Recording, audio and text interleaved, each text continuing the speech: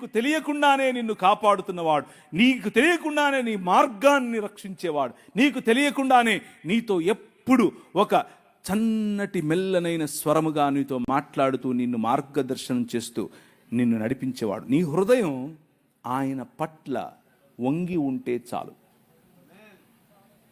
సమస్య ఏమిటి అంటే ఈరోజు క్రైస్తవంలో వి రేషనలైజ్డ్ ఎవ్రీథింగ్.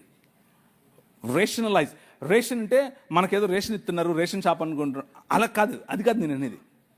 రేషనలైజ్ అంటే అర్థం ఏమిటి అని అంటే ప్రతిదానికి కూడా ఒక లాజిక్ వెతుక్కొని ఆ లాజిక్లో ఇరుక్కుపోయేటటువంటి సమాజంగా క్రైస్తవ సమాజం కొన్నిసార్లు అలా ప్రవర్తిస్తోంది.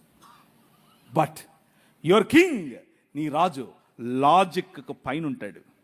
లాజిక్ ఆయన సేవకుడు, లాజిక్ ఆయన సేవ కోసమే పుట్టింది. He is the ultimate logic. ఒకరోజు నేను చెప్పాను లేదు నాకు గుర్తులేదు, కానీ నేను సేవ చేస్తున్నాను, వాక్య పరిచయం చేస్తున్నాను, అందరి ముందు సాక్ష్యం చెప్తున్నాను, కానీ దేవునితో కొట్లాడుతున్నాను, బొంగమూతి పెట్టాను, అలిగాను. ఎందుకో తెలుసా? మా పెద్ద పాప పుట్టిన 20 రోజులకు డాక్టర్ దగ్గరికి తీసుకెళ్తే ఆమె గుండెలో టెట్రాలజీ ఆఫ్ ఫాలో అనే ఒక రోగం ఉందని చెప్పాడు. ఏంటి టెట్రాలజీ ఆఫ్ ఫాలోనా? నాకు అర్థం కాలేదు అని అంటే, నీకు అర్థం అవడం కోసం ఒక మాట చెప్తాను చూడని చెప్పి, గీతాంజలి సినిమా చూసావా అంది. చూసా అని చెప్పా. మీరు చూసారా? మీరందరూ పరలోకం పోయేవాళ్ళు, మీరు చూడరు. నాలాంటి దరిద్రుడు, నాలాంటి నీచుడు, నాలాంటి సినిమాలు చూసేవాడు ఉన్నాడు ఒకడు. ఏం చేద్దాం చెప్పండి? చూసా అని చెప్పా. గీతాంజలి సినిమాలో హీరోయిన్కు ఉందే, ఆ హీరోయిన్కు ఉండే రోగమే నీ పాపకు అని చెప్పారు. చచ్చిపోద్ది అని చెప్పి నా మనసు పగిలిపోయింది. ఏం ప్రభువా, నీ కోసమే కదా నేను పరిచయం చేస్తున్నా. మనశ్శాంతిగా హైదరాబాద్లో ఉండేవాడిని, నాకు దర్శనమిచ్చి ఇందోర్కి వచ్చాను, ఈమెను పెళ్లి చేసుకో అన్నావు, నా పాస్టర్ కూతుర్ని చేసుకున్నాను. నా భాష కాదు, నా కులం కాదు, నా మతం కాదు, నా ప్రజలు కాదు, నా భాష ఏది కాదు, నా సంస్కృతి కాదు, చేసుకోమంటే చేసుకుంటుని. నా కోసం పరిచయం చేయను. బిలాల, కోర్కు, గోండు ఇలాంటి తెగల మధ్యలో పని చేశాను. ముస్లింలు వచ్చి చిరుతప్పులలాగా పడుతున్నారు, కానీ నువ్వేమన్నావు? కానిరా, నీకోసం నేనున్నా, కొట్టు అన్నావు. నేను అధ్యయనం చేసి నీకోసం నిలబడ్డాను. నీకోసం నేను ఇంత చేస్తే నా బిడ్డకు నువ్వు ఇలా చేస్తావా? మీలో ఉందా ఈ ప్రశ్న కూర్చున్న వాళ్ళల్లో? ఏం ప్రభా, నీకోసం ఇంత నేను భక్తిగా జీవిస్తూ ఉంటే నాకెందుకు ఈ కష్టాలు? నాకే ఎందుకు నా మొగుడు ఎప్పుడు తాగుతూ ఉంటాడు? ఎందుకు నా భార్య ఎప్పుడు నా మీద సరుగుతూ ఉంటుంది? ఎందుకు నా పిల్లలు నా మాట వినరు? ఎందుకు నా ఆర్థిక ఇబ్బంది నాకే ఎందుకు? ఉందా ఈ ప్రశ్న మీలో? నేను ఆ ప్రశ్న గుండానే వెళ్ళా. హబక్కూకు గ్రంథంలో హబక్కూకు మఠం వేసుకొని గోపురం ఎక్కుతాడు, గోపురం ఎక్కి కూర్చుంటాడు. నువ్వు నాకు చెప్పాల్సిందే, నేను వదలను. ఎందుకని? ఈ అవినీతి పరులు వచ్చి మాకు తీర్పు తీర్చడం ఏంటి?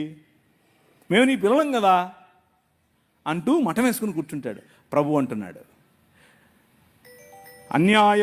అన్యాయము చేసే వారి యొక్క తలల పైన ఈటెలు దించడానికి నేను బయలుదేరాను. చూస్తూ ఉండు, సంవత్సరములు గడిచిపోతూ ఉంటాయి, కానీ నా కార్యము నూతన పరుస్తూ ఉంటుంది. సమస్తాన్ని నూతనం చేయటానికి నీ రాజు బయలుదేరాడు. ఆ మాట మాట్లాడాడు నాతో. ఒకరోజు ఆమెను ఆ డాక్టర్కు చూపించుకుని, డాక్టర్ ఈ మాట చెప్పిన తర్వాత నేను నా భార్య, నాకు అప్పట్లో ఒక పాడైన దాన్ని ఏమంటారు తుపారి కారు ఒకటి ఉండేది.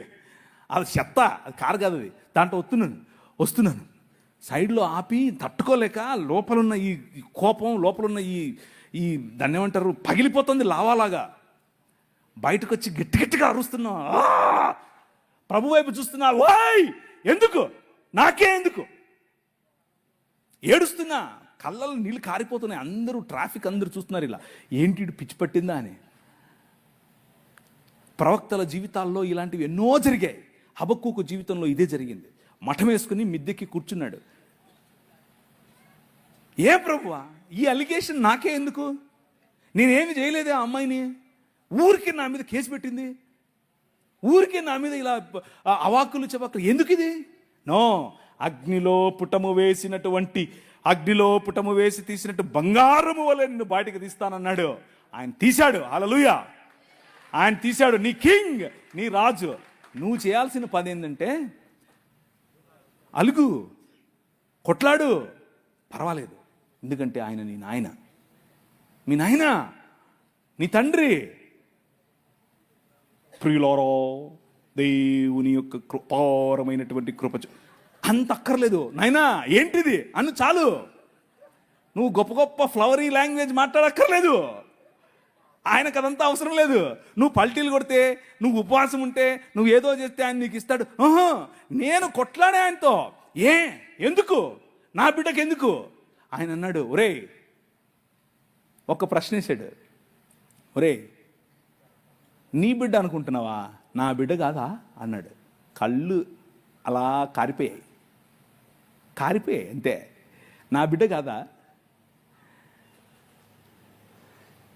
పట్టతల మొహోడా, నువ్వేం ప్రేమించావురా నీ బిడ్డని? ఐ యామ్ ద కింగ్ అన్నాడు. నేను రా రాజు, నేను చూసుకుంటా ఆ పాపను అన్నాడు. సంవత్సరం లోపల కంప్లీట్ కరెక్షన్. నారాయణ హృదయాలయాలో తీసుకెళ్తే కంప్లీట్ కరెక్షన్. మిగిలిన పిల్లలు ఎలా ఉన్నారో అలాగే నా పిల్ల ఎదిగింది. నా పాప ఎదిగింది, పెరిగింది. ఇప్పుడు 17 సంవత్సరాలు. ఈ ఏప్రిల్లో బైబిల్ కాలేజ్ అమెరికాలో వెళ్తుంది. ఎందుకు తెలుసా? My king he still lives today. ఆయన ఇంకా బ్రతుకున్నాడు. ఆయన చావును చంపిన రాజు. నేను అలిగినప్పుడు, నేను గొనిగినప్పుడు, నేను ఆయనకు వ్యతిరేకంగా ఆలోచించినప్పుడు, నాకే ఎందుకు చేశావు అన్నప్పుడు, అసలు నేను ఇవన్నీ ఎందుకు చెప్తానో నాకు తెలియదు. నేను ప్రిపేర్ అయ్యి వచ్చింది ఒకటి, మీకు చెప్పేది ఒకటి. కానీ ఎందుకో చెప్తున్నా వినండి. మీలో ఎవరో కూర్చొని ఉన్నారు, ఎవరో ఈ క్వశ్చన్తో ఉన్నారు. మీకే ఆన్సర్ ఇది. Your God did not leave you. నీ దేవుడు నిన్ను వదల్లా. నీ భర్త ఇంకా సనాతనంలోనే ఉంటూ నిన్ను బొట్టు పెట్టుకో, నువ్వు అజ్జేయి, నువ్వు ఇజ్జేయి అని నిన్ను పెస్తర్ చేస్తున్నాడా? నువ్వు అలక్కు, నువ్వు దేవునితో కొట్లాడు, పర్వాలేదు. కానీ నీ రాజు నిన్ను చూస్తున్నాడు. ఆయన సమస్తాన్ని నూతనపరుస్తున్నాడు. నీ కుటుంబం నూతనపరచబడబోతోంది. నీ శరీరం నూతనపరచబడబోతోంది. నీ జీవితం నూతనపరచబడబోతోంది. ఎందుకు నేను చెప్తున్నానని కాదు. నో, నేనేంటి, నేనెవరు అసలు అందుకు కాదు. నీ రాజు, యువర్ కింగ్ లివ్స్ టుడే. ఆ రాజు చెప్తున్నాడు. ఆయనతో అలీజియన్స్, ఆ రాజ్యంలో నీ పౌరసత్వం, ఆ రాజ్యంలో నువ్వు ఆయన పట్ల నీకు ఉండాల్సిన నిబద్ధత ఉంటే చాలు. నీ నిబద్ధత ఉంటే ఆయన హీ స్టిల్ విత్ యూ. పురాతన కాలం మొదలుకొని శాశ్వత కాలము తన ప్రత్యక్షతను చూపిస్తూ వస్తున్నటువంటి రాజు, నీ రాజు.